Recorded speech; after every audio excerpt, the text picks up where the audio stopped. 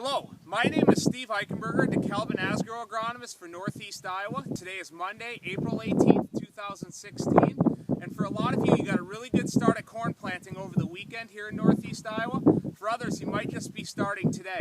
The soil temperatures here north of New Hampton, Iowa are in the mid-50s, and we have excellent soil conditions for planting corn, and the forecast looks very favorable. So for right now, I see no reason to slow down or stop planting corn. For most of us, planting corn is the most important trip we make through the field the entire season, and we only get one shot at it, so we want to make sure we do it right. The area where I see the most issues occur with corn planting is with planting depth. If with inaccurate depth, this will cause us a lot of issues throughout the season and eventually lead to yield loss. So when I think of planting depth, there's two different things I think of. The first one being the actual depth you're planting at, and the second one being the consistency. So if we take the first one, when we're planting corn, we really want to make sure we're at 2 inches or a little bit deeper.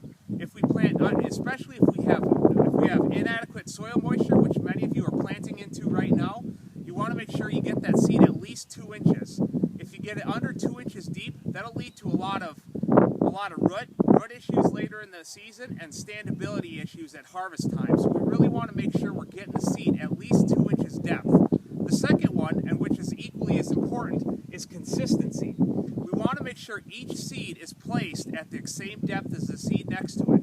If we have inconsistencies in seed depth, this will lead to a lot of late emergers and inconsistent emergence, which later leads to barren plants. For each barren plant we have, that can cause us 5 to 7 bushels per acre yield loss. So we want to make sure we get every seed placed at the same depth so we get that nice even state emergence.